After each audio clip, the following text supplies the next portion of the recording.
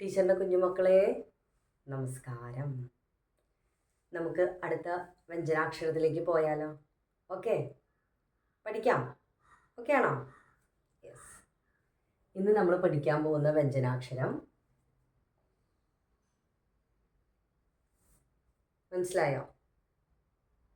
ഒന്നും മനസ്സിലായില്ല. ടീച്ചർ പെട്ടെന്ന് എഴുതി അല്ലേ? സാവധാനം എഴുതാം, ശ്രദ്ധിച്ചിരിക്കുക കേട്ടോ.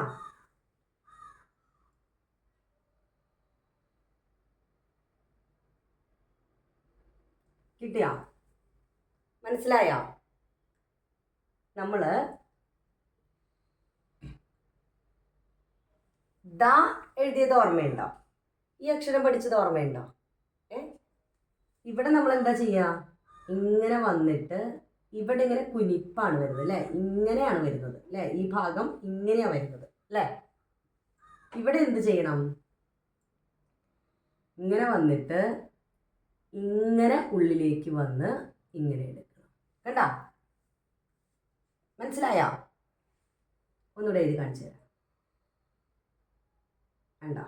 ഇങ്ങനെ വന്ന് ഇങ്ങനെ എടുക്കണം. ഇതാണ് നമ്മളിന്ന് പഠിക്കുന്ന വ്യഞ്ജനാക്ഷരം. ഓക്കെ,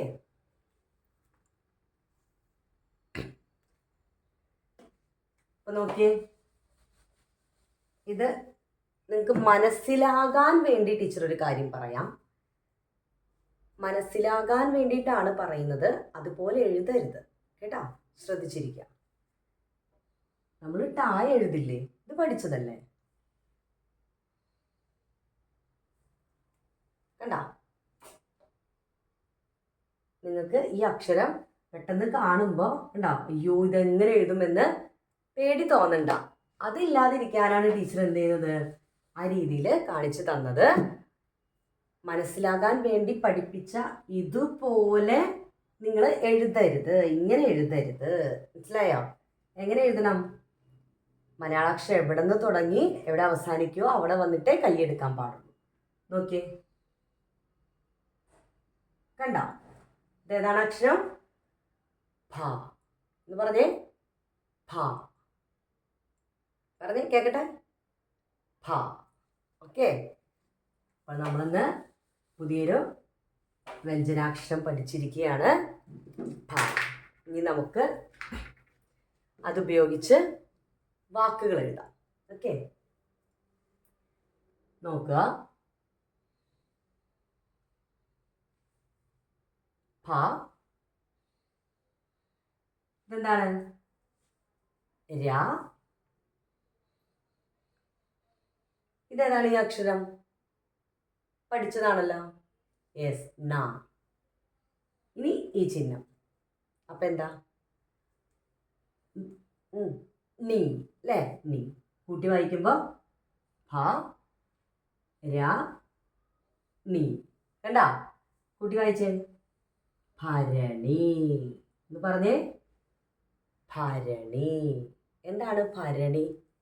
ഭരണി എന്ന് പറഞ്ഞാൽ എന്താ? കണ്ടിട്ടുണ്ടോ? ഫുഡ് സാധനങ്ങളൊക്കെ സൂക്ഷിച്ചു വയ്ക്കുന്നത്. ഇതാണ് ഭരണി. കണ്ടോ? ഭരണി കാണാൻ പറ്റുന്നുണ്ടോ?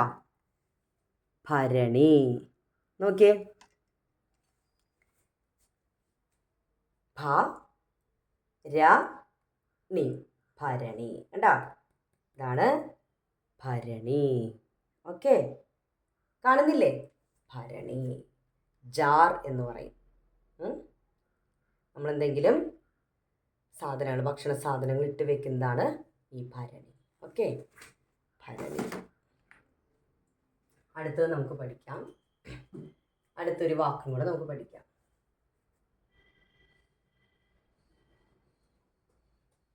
എന്താണ്? ആ.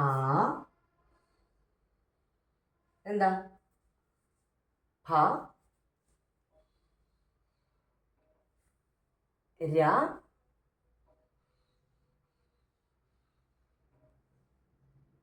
ന അം. അപ്പൊ എന്താ? ന അം. അതെന്തായിരിക്കും? നം. ഓക്കെ. ആ ഭ ര നം. കൂട്ടി വായിക്കുമ്പോൾ ആഭരണം. ഒന്ന് വായിച്ചേ. ആഭരണം. എന്താണ് ആഭരണം? ഓർണമെന്റ്സ് എന്ന് കേട്ടിട്ടുണ്ടോ? നമ്മുടെ കയ്യിലണിയുന്ന വള, കാതിലണിയുന്ന കമ്മല്, കഴുത്തിൽ മാല, മൂക്കുത്തി ഉണ്ടെങ്കിൽ അത്, കാലിലണിയുന്ന പാദസരം, അല്ലേ? ഇതിന് ഓരോന്നിനും കാലിലണിയുന്നത്, കഴുത്തിലണിയുന്നത്, കയ്യിലണിയുന്നത്, കാതിലണിയുന്നത് ഒക്കെ പേരുകളുണ്ട് ഓരോന്നും, അല്ലേ? കമ്മൽ, വള, മാല, പാദസരം, എല്ലാത്തിനും വേർഡുകളുണ്ട്. പക്ഷെ ഇതിനെല്ലാത്തിനെയും കൂടി പറയുന്നതാണ് എന്ത്? എല്ലാത്തിനും കൂടി ഒരുമിച്ച് പറയുന്ന വേർഡാണ് ആഭരണം. എന്താണ്? ആഭരണം. കിട്ടിയോ? ഓക്കെ.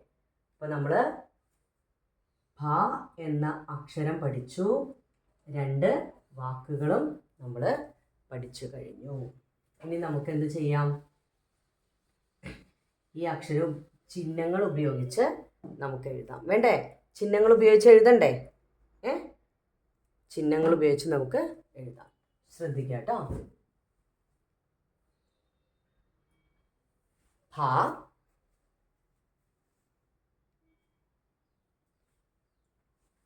നോക്കുക. ഭ,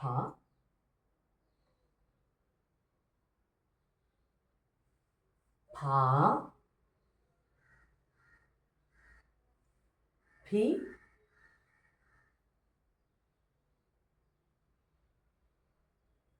ഭി,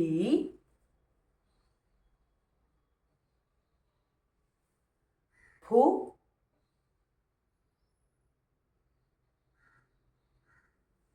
ഭൂ,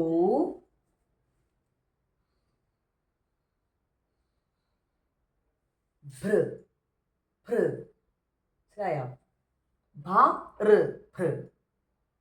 ഭ, ഭ, ഭി, ഭി, ഭു, ഭു, ഭൃ.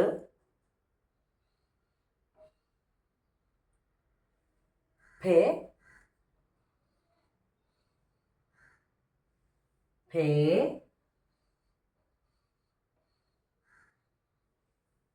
ഭൈ,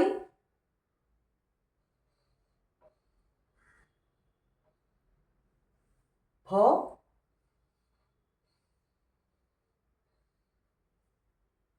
ഭോ,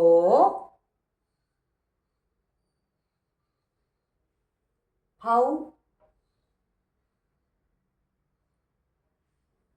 ഭം,